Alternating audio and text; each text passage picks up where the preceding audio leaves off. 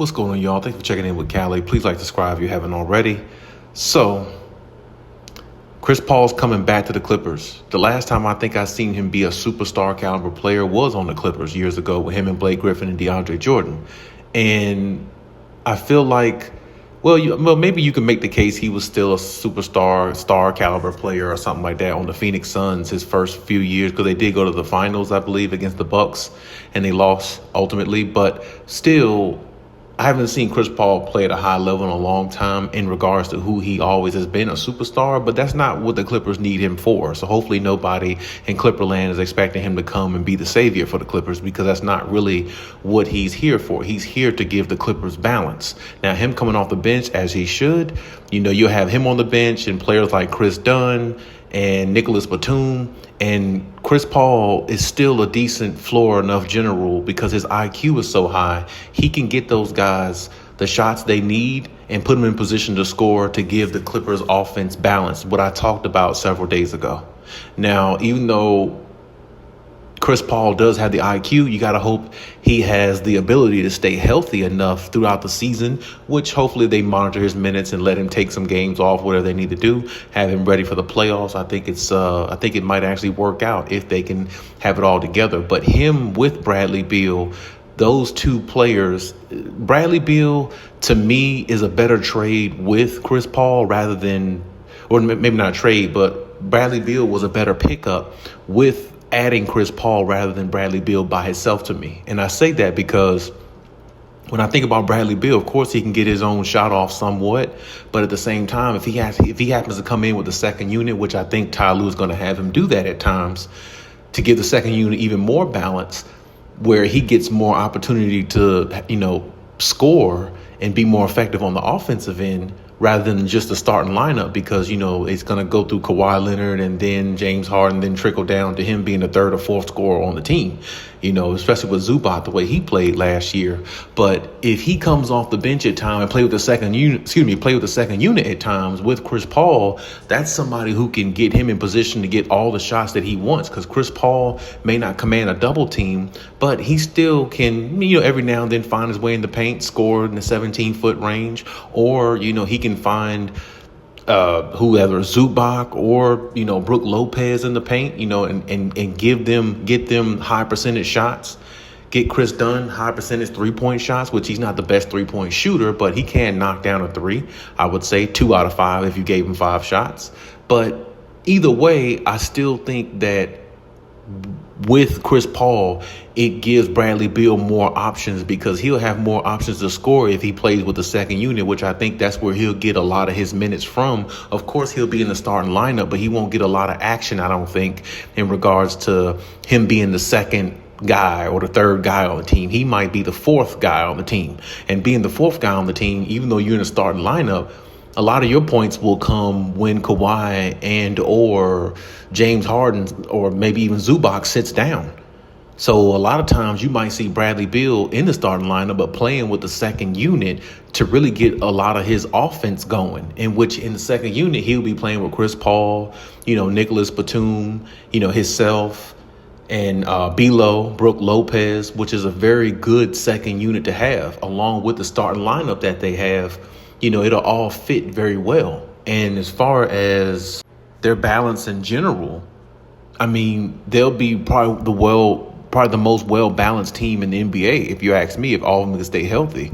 Because in their starting lineup, they got depth on defense and offense.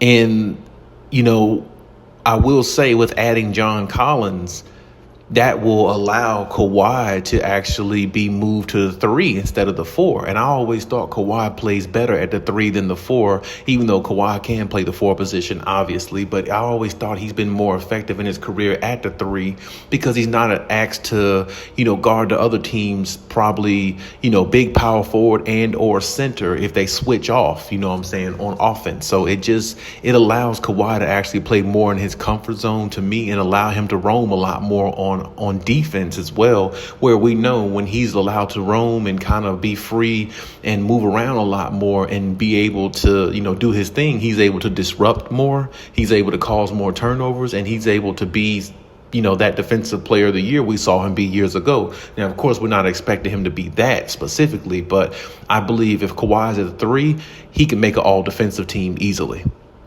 Because, a couple years ago, before, when he played the 68 games, there was some games there, a lot of games where he played the 3, and then he would switch, back to the 4 position and based upon, need. But that's where he was really always most effective most of his career. And you see that year he played 68 games, he was in the MVP conversation. They had won 27 out of 32 games that year. And the Clippers looked like the best team in the NBA. And Kawhi looked like one of the best players in the NBA once again when he's healthy.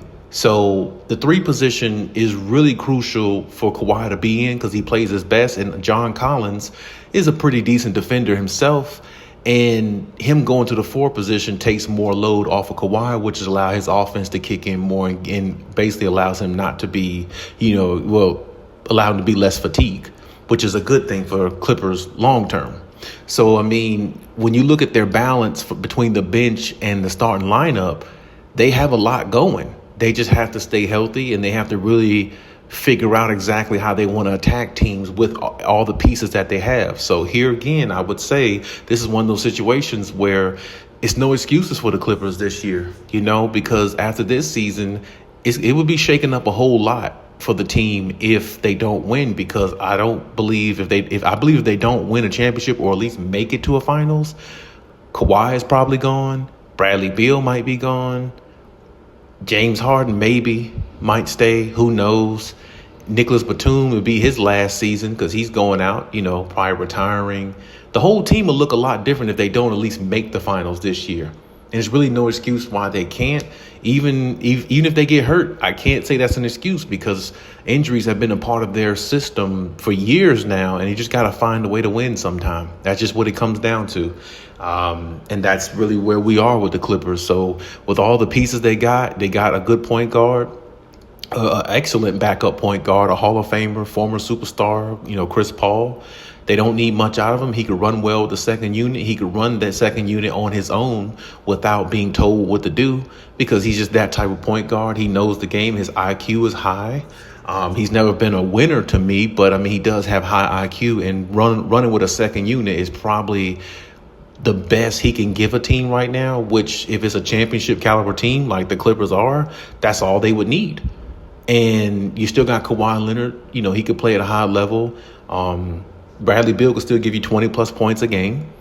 And James Harden could still give you the same, like 19 and 8 a game, or maybe 22 and 8 a game, So it's a really good fit. Balance wise, especially since adding Chris Paul.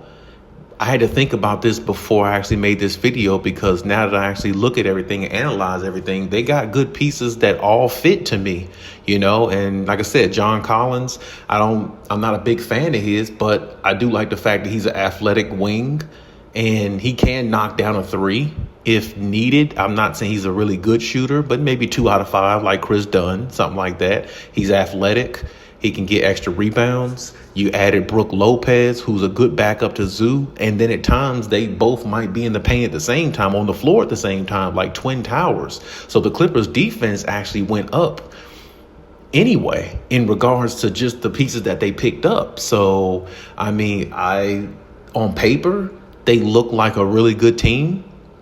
Now, I do know that I was listening to ESPN not too long ago, a few days ago, and Big Perk had some choice words for the Clippers by saying Bradley Beal doesn't move the needle for them.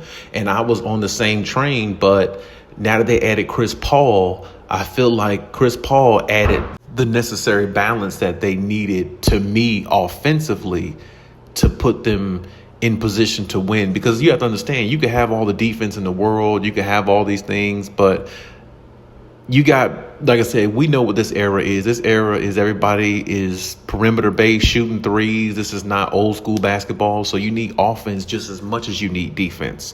You really do. And when you look at a team like Denver, who they lost to, who I think they definitely could beat now because of the balance that they have, they lost to a team who has defense, but also can generate offense through not only their superstar, but they also have other guys who can put the ball in the basket which made it hard for the Clippers to deal with them in a 7-game series because they had guys who can hustle like Aaron Gordon, who can shoot threes better, who's more of a better player than what he was years ago, even when they won the championship. But at the same time, you also had Aaron Gordon who plays defense. Jamal Murray who can score. Michael Porter Jr. is a two-way player. So they had balance pretty much everywhere, and they play with that type system. And now the Clippers can do the same thing with having a floor general on the bench who you can really trust in Chris Paul to at least distribute the ball, maybe not score at a high level like he once could, but get everybody going in the second unit, put them in position, and you still got Kawhi, the best player in the starting lineup, along with James Harden and Bradley Beal, who can add in extra 15, 20 points if given the opportunity, along with a Zubac who's much improved.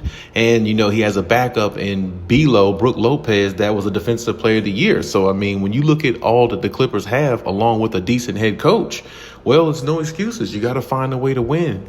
And honestly, this is the last year for them to do that based upon what they have and what they put together and how much time Kawhi has left to try to, help get this team to a championship and win one. This is pretty much where we are, and this has got to be the team to do it. This is one of the best teams they've had assembled since the Kawhi era. So, in my opinion, hey, it's now or never.